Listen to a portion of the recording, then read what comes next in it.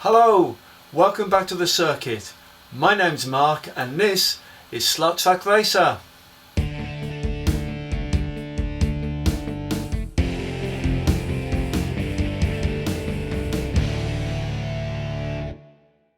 Welcome along to episode 12. So first of all, let's start by saying thank you to everybody that watched episode 11. That was my biggest video so far. They had quite a lot of comments and likes and quite a lot of views. Actually my best number of views out of all of them so far. So I'm really grateful for that. But what you're interested in is what's coming up today, aren't you? So usual format, I'm going to do you a nice track update. Stay tuned for that because actually things are starting to happen on my track and it's beginning to take shape, slow shape, but it's taking shape. So stay tuned for the track update.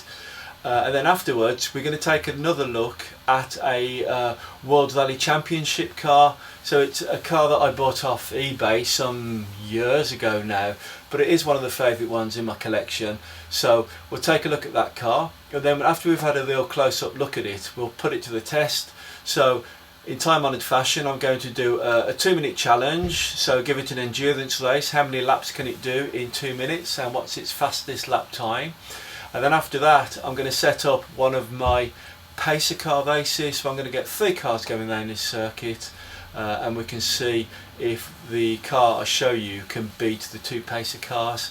And as usual, we're going to be using the mighty Mondeo and the beastly BMW, and those cars are lethally fast. So we'll see if the car I'm going to show you is as fast as those 2.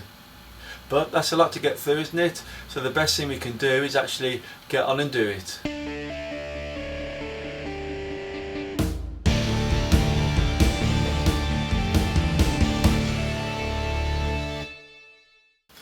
So let me give you an update on my track. So at the moment everything's a little bit in disarray. I'll just show you that. What my problem is I've filmed all this out of sequence, so at the moment it's later and I need to show you the film that I shot earlier so you can see what my plans were for today. So when I first came out into the garage this morning, I was all bright-eyed and bushy-tailed and full of ideas. So I had a plan, and I'll show you how much I've actually achieved. So we'll have a little look at the moment because at the moment the track's in disarray. So I'm just going to take this off here. And as you can see, the track's been broken up a little bit. So I'll tell you what, while I put this piece of track back together, I'll show you what I shot earlier. Well, that's a Bristol Street Motors building that I've already told you about. My next plan for today, I've been looking at some pictures of the circuit which I'm modelling. And what I realised is next to Bristol Street Motors, there's actually a multi-storey car park. So in that space there where the pit lane game is lying on its back there, what I'm going to do is to go in the house, use some foam board and to create a low profile multi-storey car park, which is a little bit naughty because my friend at Lee's Slot Cars has been making a foam board multi-storey car park on his last 2 videos. So I'm not copying you, Lee, but it is needed for my circuit. So what I'm going to do today is measure that space there, see how big it is, and then get building to create a car park. I've actually cut the fence in. So last episode I showed you that I was going to use some garden lawn edging to make a catch fence, and I've got that in. People will be pleased to see that I did leave a gap away from the track edge, so the cars can swing out if they come in at high speed. So I need to think about colours and how I'm going to create a proper surface, but that's in there. And then the other thing that we need to do today is look at some sort of lighting solution for this building. So I've bought myself some self-adhesive copper tape that I'm going to use to try and get power onto the different floors and see if I can light it up. And then the other job that we have to do today is Operation Christmas. So if you look above my circuit in my garage, so what I did when we first moved in was I actually boarded the upstairs of the garage. It probably hasn't come out very well because of the light is blinding the camera, but nevertheless I made like a little loft up there, and in there in that space is Christmas. So today I'm going to have to get a ladder and go and get the Christmas decorations down. Well, that was this morning's plan, but now I think it's time to take a look and see how much of it I actually managed to achieve. So what we'll do is we'll grab a lift, I'll get a car out and we can both jump in and we'll drive down the circuit and see what's new. So let's get in this little Audi TT. It's a nice car, isn't it? It's one of the ones that I pimped myself with some water slide decals. So we'll take it slow because I'm driving left-handed and filming with the right hand, so we're going to go slow. Let's drive down there in the corner here, go up over the hill, and here comes a new bit, and let's stop there. So what have we got? We've got a new foam board building. So we've got Bristol Street Motors already built. I haven't managed to put any lights in yet. I'm still thinking about ways of how I can do that. The fence is still there. I haven't actually decorated it yet, but shortly that'll be silver with some decals on. But the new building is this. So again, I've been trying to urge you people to guess what circuit I'm modelling here, because I'm actually doing a tribute to a real circuit. When I was doing some research online, so I said previously that Bristol Street Motors is a big clue, because Bristol Street Motors was an area where they used for the pits for this track. So that's the first building I've built. And as I say, when I was doing some research online, what I realised was the preparation area for the teams where they got the cars ready for the race was actually a multi-storey car park, and this is a multi-storey car park that I'm building at the moment. So it's early days. However, I've been trying really hard with the old foam board because I think you'll agree this one's a bit rough and ready, but I've been trying to get a bit neater with the old edges, and I've looked up a lot of people online and see how they did it, and I think I've managed to learn some new techniques. So as a multi-storey car park, it's quite nice, isn't it? So let's put the car back a little bit. There's the entrance to where people will go into the multi-storey car park, and you can just imagine that being really dark and dingy and nasty and smelling faintly of J's fluid and urine, can't you? So I've got the scales quite right here, but I mean, I'm not going to be too fussy. But basically what I've built so far is this tower, which will go all the way up the outside of the car park. The ground floor is, this end's just going to be brick. These I've put in 4 pillars, so the 4 pillars will actually support the entire car park, so they'll go all the way through the building, and the bottom 2 I'll turn into an in and a out lane, entrance, exit, probably better than in and out, isn't it? So I'll turn those into an entrance and an exit. I think I've done 1, 2, 3, 4 floors, including the roof terrace area. If you look, because my track in this area is really narrow, it's actually going to be quite a low relief building, so I won't actually be able to get any cars in there. But I might show you a picture, I'll see, because if I show you the picture you'll guess where I'm modelling. But the car park on the day, as well as being used for preparing the cars for the race, it was actually used as a spectator area, so each of the floors was just packed with people over the edge of the banisters watching the racing. So if I can afford some people, I'll model that as well. So there you go, that's my track update. So we've got the makings of a car park, and then we've got Bristol Street Motors, and then we've got this big corner with the fence around it, and this is actually quite accurate. I mean, it's not to scale, and the placement of the buildings is not quite right, but nevertheless it should give you a good indication of what circuit this is. So if you want to have a guess, please put something in the comments. Your first clue is Bristol Street Motors, the second clue is me, and the third clue is a multi-storey car park where the cars were prepared for the races. So that's the track update. I actually feel now that my track's got some legs and it's starting to take shape. I mean, we're episode 12 in this series already, so perhaps I should have done a little bit more by now, but it is a slow process, isn't it? And particularly when you like racing so much as I do.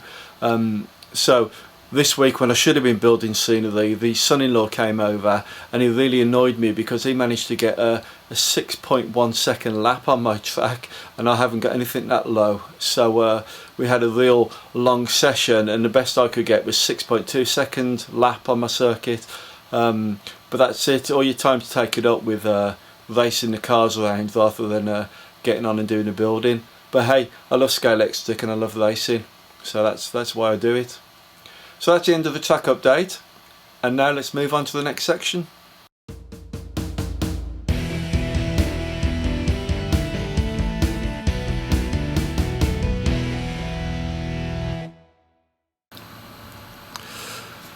So in the last edition we had a look at the blue and white Ford Escort Mark 1, and that got quite some positive feedback, thank you very much. What I thought I'd do today was go back to World Rally Championship cars, because I've got another one of my favourites here that I think you're going to really like. So let's have a little look at this car. There we are. So this is the Mitsubishi Lancer Evolution 7. That's scale extric number C2364, number 8 of course. So this car in its live format was driven by Alistair McRae, who's a younger brother of Colin, and his co-driver was David Senior. And this particular car competed in the World Rally Championship of 2002 under the team of Marlborough Mitsubishi Rally Art. That team overall finished 6th, but this car, although it competed in 11 rounds, it only picked up 2 points and finished in 15th. I think at the time the Mitsubishis weren't actually that competitive, especially against the Subarus. So this car in my collection was basically it was an eBay purchase. I think I sniped it, to be honest, so somebody somewhere is going to be really angry with me, but it was a long time ago. I think we're going back to about maybe before 2013. What I didn't notice at the time when I purchased it, but I've noticed it with loads of this car on eBay, is the front end damage. So I don't know what it is about this car, but whenever you look at listings on eBay, they always seem to have absolutely identical damage on the front there. But other than that, it's in quite good condition. Obviously there's no spoilers. To be honest, it's been a little while since I've raced this car, so I can't remember just how fast it was. I remember at the time when I bought it, I really loved it, and then I fell out of love with it. I think I fell out of love with it when I realised that the front end had been caved in. But I pulled it out the cupboard the other day and thought, oh, I'll give that a go down the track, because I can't remember what it performed like. But if my recollection is, it was quite fast. So what I'll actually do is I'm going to give it a 2-minute challenge, and I'll see what sort of lap times I can get out of it. And also, if I get a chance, I'll set up a race with 2 pacer cars. So that's what I'm going to do with it in a few minutes. But let's have a closer look at this car. So as I say, it's a rally car, so I always think that the decals on rally cars are a lot more impressive than the other cars. So it's got the ubiquitous Monte Carlo sticker on the front there, the Mitsubishi manufacturer's logo. So these cars were prepared by a company called Rally Art for Mitsubishi, so they were the actual rally, the manufacturers of the rally cars. Logos on the window there. So Alistair McRae, he was the main driver, and his partner was David Senior. So the flags, there's quite good detail if you look on there. So it's a Scottish flag and English flag. The printing on the English flag is a little bit blurred, but that's quite a small print, isn't it? So we'll forgive them that. In terms of detailing, we've got the bonnet locks are painted on. Those aren't separate parts, but they've been painted on. That's quite nice, as are these air vents in the bonnet. The wipers, these are separate parts, and they are, one's missing on this car actually, but that one's intact. That one looks like it's come off in a racing collision. As usual with this era of Scale X6 car, it's got the driver and the co-driver sitting next to each other. The co-driver's got his map out. If we come round and have a look at the back, it always has the spare wheel detail there and the roll cage. which I like. As I say, the spoiler's missing off this car, which I've only really just noticed that this morning, so that's a little bit disappointing. I've converted it to digital. I used the F1 digital chip. There was plenty of room in the chassis of this car. I got the sensor through just there, and by the looks of that one I think I drilled the hole a bit big so I can see a bit of hot glue on that, keeping it in place. It's got the threaded tyres, so these are sometimes quite hard and cause this era of car to be a bit lively on the back end, but it has got a magnet fitted. And so recollection, I think the car was quite fast, but we'll test that out in the 2-minute challenge. And as I mentioned before, the front end damage, which is a shame because we've lost the Mitsubishi badge there. I've tried to look at sort of broken versions of this car to see if I can get a cheap version to patch it back together. Maybe I'm going to the Christmas slot market fair at Gaydon at the weekend, so maybe that's something that I could look out for, some bits to bring this car back to life, well, to put it in better condition than what it is at the moment. Of course, it has got the lights. I believe these are LED lights, not the grain of rice bulbs that featured on some of the other cars in this era. In terms of era, it actually appeared in the Scalextric catalogue of 2003. I think that was edition 44. So I don't know how much the price was at the time. I think I picked it up for about £10 or £13 on eBay. As I say, I think I sniped it, so that's a bit naughty, isn't it, when you do that? But it's a good way of securing a bargain. So that's the Evolution 7 C2364. So what we're going to do next is set up a 2-minute challenge. So that'll be 2 minutes, see how many laps I can get in that time, and see if I can get the fastest lap. So right at the top of the leaderboard at the moment is that Ford Escort, isn't it? So I'll pop the leaderboard up now and we'll have a quick look, and then we'll get this car going and see if we can compete.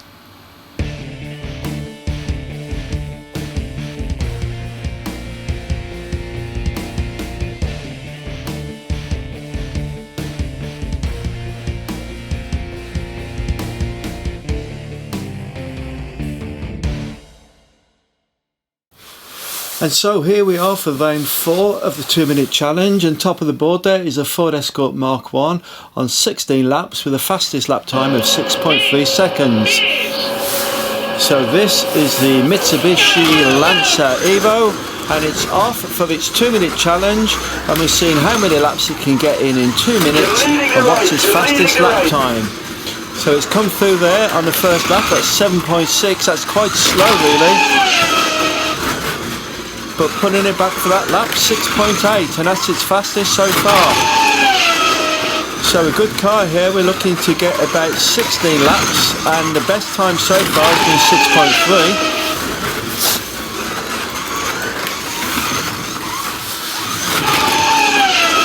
6.3. Coming around for lap 5, and that's a 6.722.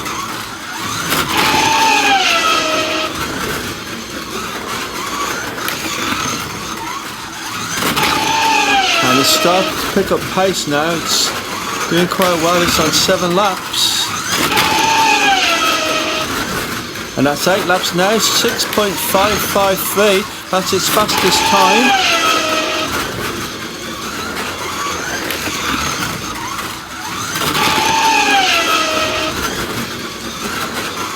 This car is balanced quite nicely, it does have the harder Scalextric tyres on, the threaded type of tyres, but it is holding up quite well here, and that was a fast lap. That was a 6.464, the 11th lap there. Can it get in the full 16 or 17 laps? The speed this car's going, I would fully expect it to get 17, and that's going to put it right at the top of the leaderboard. So it's coming round, it's got about 15 seconds to go, so it should be able to fit in 1 extra lap, and it comes through. Will it get 18? Is it going to do 18 laps? It's coming round. Oh, and it just pulls up short. It doesn't manage 18 laps. It finishes on 17. So let's see. The fastest time it got there was 6.464. And we'll have a look, see where that has put it on the leaderboard. Certainly the laps should put it right at the top, and there it is, top of the leaderboard, the Mitsubishi Lancer Evo on 17 laps. The fastest lap time is still going to the Ford Escort with 6.386.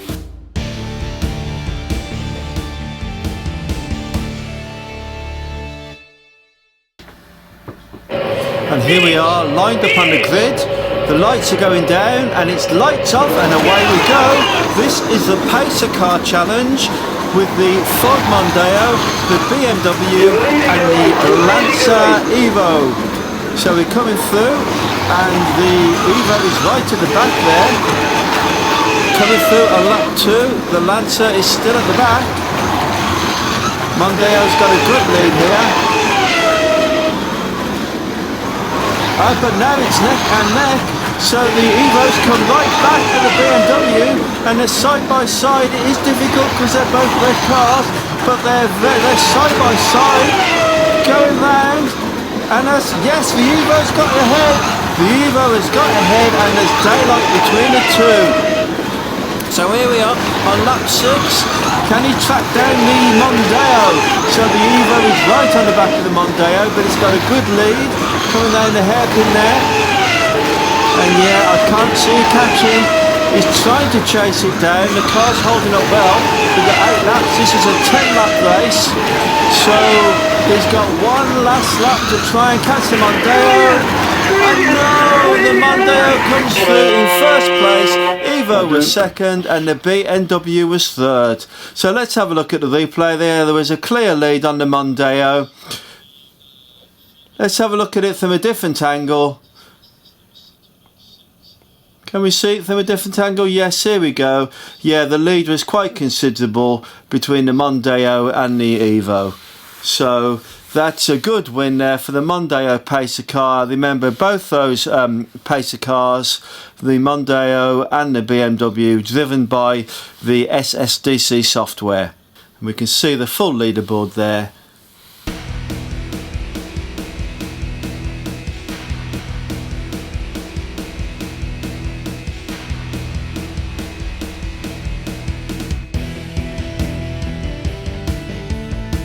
Well, that's the end of another episode featuring the Mitsubishi Lancer. Do you know, every time I film those Pacer races, I think I've done about 3 or 4 now, and I don't think I've won yet. Is it me? Am I a useless driver? I don't know. I'm going to have to really try in the next episode because I want to beat those Pacer cars, but the Lancer Evo didn't do it this time. So that's the end of the episode. What's left to say? Well, if you've liked it, click the like button. If you didn't like it, then don't do anything. Haha. Maybe subscribe if you've come across me for the first time and you're not subscribed. Click on the subscribe button, and as you know, you'll get alerted to more content when I do it. And pass a comment in the comment section. So that's the thing that's really getting me going at the moment, is the comments. We got quite a good haul on the last episode, so I was pleased with that. Do please have a guess what this circuit's going to be. I'm sure somebody knows. It's going to be really interesting when it's finished, but surely somebody now can pick up on the clues and have a guess where I'm modelling. But that's it. So subscribe, like, tell a friend, click the bell, do all those sorts of things. And there's nothing else left to say other than if I don't see you through next week, I'll see you around the circuit. Bye.